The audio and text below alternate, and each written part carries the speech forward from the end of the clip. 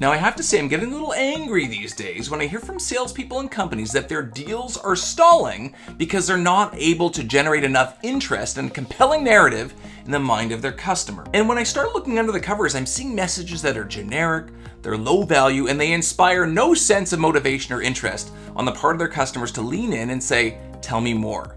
Now, today, I want to fix that with a tactic I call the ninja pitch. This is a narrative that's built on a problem that's lurking in the shadows, almost like a silent assassin that once the customer sees, they can no longer ignore. Today, I'm going to show you how to build it. This thing is really hot. Welcome back to another episode of Sales Lab Live. I'm David Premer, and like I said, today is going to be all about this ninja pitch. Now, you know, in my practice and on this channel and in my content, I talk a lot about messaging because it's so important to nail that upfront part of the sales process. And we've done sessions on, messaging and like first call decks and the structure and the format. And especially nowadays with so many solutions on the market, so many young, enthusiastic, well-intentioned sellers going out there trying to convert these older, more experienced buyers and customers being more distracted than they've ever been, you cannot go out to market with kind of a regular strength pitch. You need something that's a little bit more effective. And let me show you what I mean here. I want to show you some slidage. So here we go. This is what we're talking about today with the ninja pitch. And so here's the problem. And again, I see this all the time. And the idea is this, think about your message, your pitch. Like when you go out there to your customers, what is it that you're telling them your solution is going to do for them? And what I found, I think I talk about this in my book as well, there's all sorts of value propositions that we position. So like, hey, look, you're going to reduce something, cost, risk, exposure, so on. You're going to improve something. So we're going to grow retention or efficiency, brand awareness, whatever it is. We're going to expand your reach and insight and automation capabilities, or we're going to grow your revenue, your customer base, your brand loyalty. If you think about when I ask you what you do and the value that you add, I'm willing to bet that the majority of you would find that your value proposition fits somewhere in this mix. And when you go to customers and you say, oh yeah, what are the benefits of what do? You go out there and you say, oh, we help you reduce costs and we can increase your revenue and we can do all these things, which actually, in our minds aren't bad. These are legit value propositions. But the problem is, again, they do not crest above that give a shit line for the customer where they lean in and they say, tell me more, because, the thing that you say is kind of like the thing that everyone says. It's the thing that they were already thinking about when they got into the call. Of course, I want to increase my revenue. Of course, I want to improve customer retention. Or of course, I want to hire faster, whatever it is. And so the idea is that if you come out, though, with a pitch, a narrative that's almost lurking in the shadows, it's something that they haven't thought about, haven't considered, and if you can show them that thing that they didn't even see coming is already costing them money, already putting them in a loss position, you're going to be able to sufficiently motivate them to, hey, look, I'm not saying 100% of the time they're going to buy your thing, but at least they will lean in if you navigate this message correctly and say, tell me more. So I want to just kind of point out, here are the two components of the message that we're going to talk about today, as we call the ninja pitch, which is what I refer to in my content and my programs, the unknown unspoken, and this concept of loss aversion. So these are kind of the two key factors we're going to slam together to produce this pitch that almost seemingly in the mind of the customer comes out of nowhere and smacks them over the head. And so the first thing that we want to do is we want to hit them with a problem that they didn't realize they had.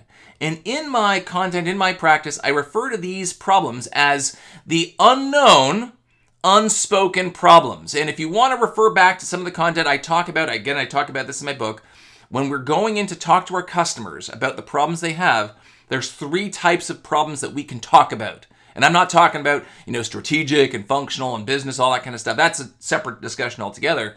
But I'm talking about these three types of discovery insights, what I refer to as the known spoken, the known unspoken, and the unknown unspoken. Now, I don't have time to get into all of these three things in this session.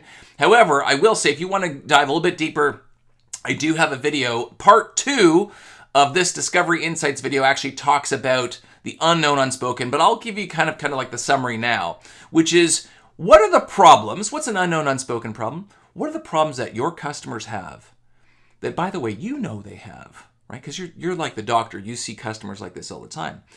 But the customers don't necessarily realize they have, right, until you bring that problem to them. What in your world would be that unknown, unspoken problem? Like the thing that your customers are experiencing, they just don't even realize it yet, right? So that's the first ingredient, the unknown, unspoken. I'll give you some examples here in a second. The second part of the pitch, which I refer to as kind of the loss aversion, again, another very, cornerstone concept pioneered by social psychologist Daniel Kahneman, and he talks about this in his book, Thinking Fast and Slow. He won the Nobel Prize in economics. He's a really smart guy. And he talks about this concept of loss aversion, which he introduced in a paper in the 1970s, late 1970s.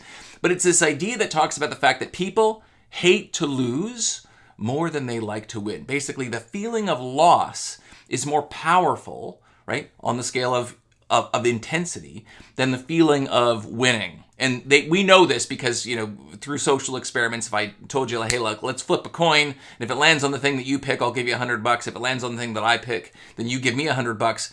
The science shows you generally do not take that bet at equal odds. Like the odds have to be generally stacked a lot more in your favor in order to say yes. Again, loss aversion, discussion for another time.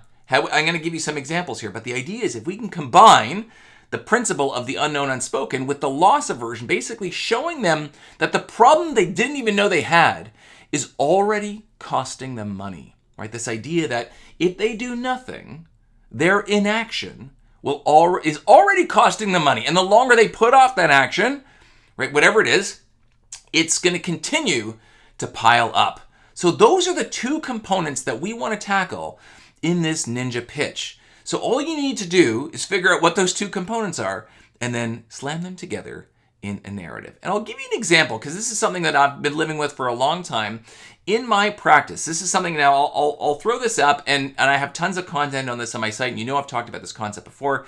It's a concept that I refer to as, now I'm talking about the hidden problem, the unknown problem for most of my clients, is this concept I refer to as experience asymmetry. And I talked about it in this article I wrote for Harvard Business a few years back. It was called How Younger Salespeople Can Win Over Older Customers, but I have an expanded version of this article on my website. It's called The Problem with Calling High, and it will experience asymmetry, the problem with calling high.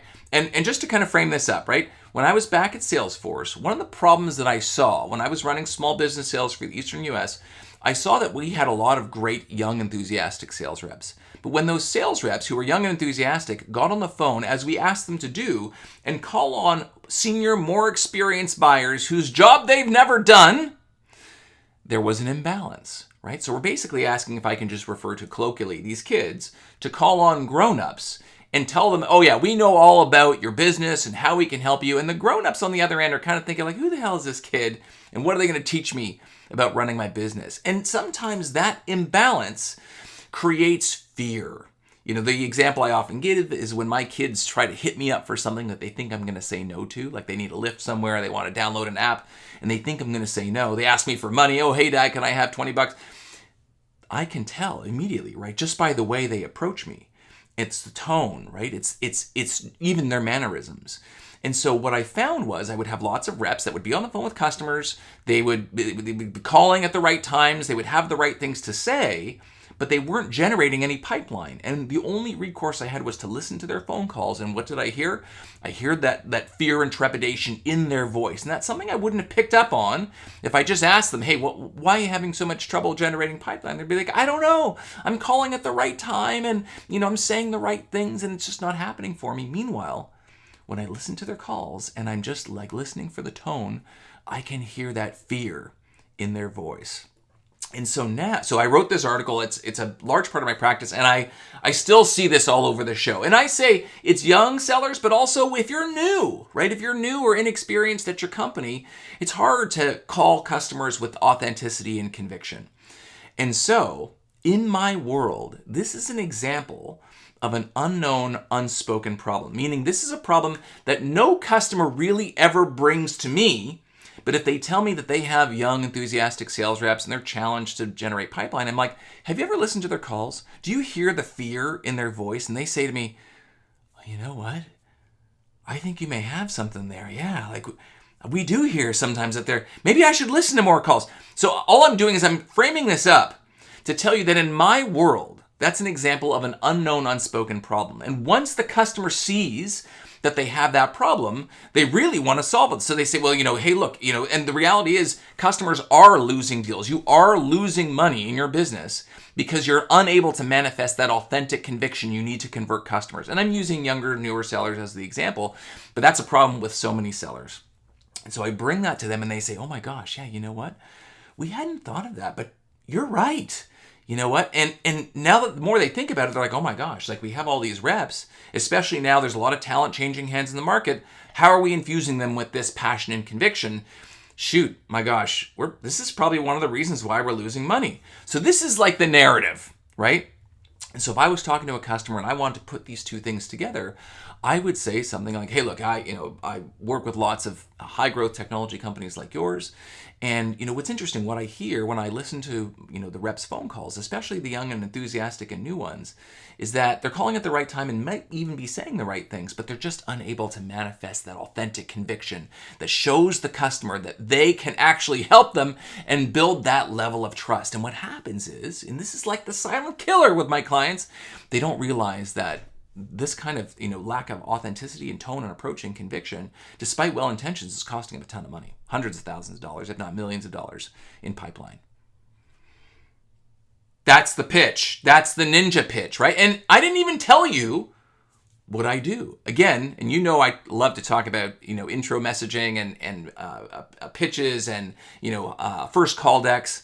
My whole thing is like, don't talk about what you do. What you do has nothing to do with it. It has everything to do with the problem your customer is experiencing and what happens if they don't solve that problem. To give you some other examples from recently, I'm working with some really, really great clients, and one of my clients helps organizations with their climate strategy. They put together climate strategies to help with benchmarking and internal communication. Certainly climate is a big focus for a lot of organizations now, and they're getting a lot of pressures from their boards and investors to have a climate strategy. And they might go out to their customers, that company, and say, hey, we can help you with your climate strategy. And like, well, what's the value of doing that? Well, we can help you with your internal communication and your benchmarking. But again, like it's very easy for really any pitch to say, well, why would I even do that? And so one of the things that we might talk about as it relates to the unknown, unspoken in their world is that in a world now where actually 2/3 of buyers are belief driven, meaning, and this is not my data, this is Edelman Trust Barometer research, and this has been pretty consistent for the last little while. 2/3 of buyers will actually make purchasing decisions based on the company that they're looking at, that company's position on a societal issue. So this idea of like what we believe as a company and the good we do in the world and what we believe actually will transcend our products and services. And climate is one of those things. And it doesn't matter whether you're a manufacturer or whether you're a university. The fact is that customers will choose your product based on your position on societal issues like climate change. And this is one of these things that a lot of organizations don't realize is a massive competitive advantage for them if they're able to nail their climate strategy. And the fact that you don't have a climate strategy defined, or it's not something that's shared or widely known, is actually costing you money because your customers are going elsewhere, maybe to other organizations that have their messaging, their positioning, their beliefs a lot tighter than yours. Again, I'm like pontificating here, right? But this idea of like, you know what? We didn't really think of our climate strategy as a competitive advantage. We thought of it as just something we needed to do as a matter of course. But you know what? Yeah, customers are choosing companies based on their beliefs. And this is definitely something that we can tether to, right? Another huge thing. So I want you to again think about like, what is the unknown? What is the unspoken problem that your customers have, right? And this requires you, by the way, to dig deep. This requires you to actually understand your customers and the pain they're experiencing, right?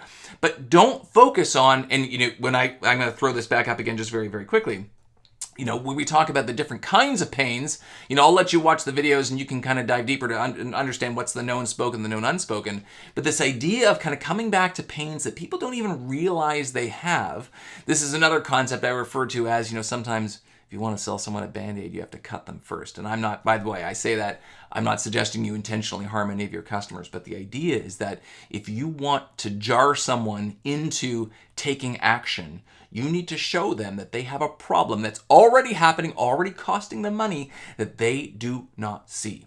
So I want you to take these tactics to heart. Do like the research, like spend some time thinking about what these things will be for your business. And then once you find what the unknown unspoken and what the loss that the customer is already experiencing by not solving this problem is, I want you to combine it into that narrative. And there's very simple ways you can do that. Just saying, hey, look, we work with customers like you all the time. And one of the things that we've learned from working with them is this. This is the problem they're experiencing. They don't even realize.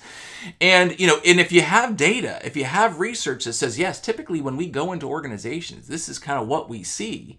And this is like when they actually do kind of like the before and after. This was the net result. They were actually missing out on hundreds of thousands of dollars of revenue or lost hours or whatever, or lost business, whatever it is, right? That's what I want you to position. And again, take a step back. We're not talking about your products or services here yet. All you're doing is you're creating intrigue in the mind of the customer. So that is all I have for you today. That is the ninja pitch. I want you to rehearse it, practice it. Feel free to reach out. I'd love to hear from any of you. Have you tried this? Have you used it? And what the response was in the mind of the customer. And if you're interested in learning more and diving deeper, I do talk a lot about these exact tactics in my Sales Academy program, which is basically like a crash course in modern selling where I go into messaging, discovery, and objection handling tactics. So if you're interested, head on over to cerebralselling.com/salesacademy. And I look forward to seeing you on the next episode of Sales Lab Live.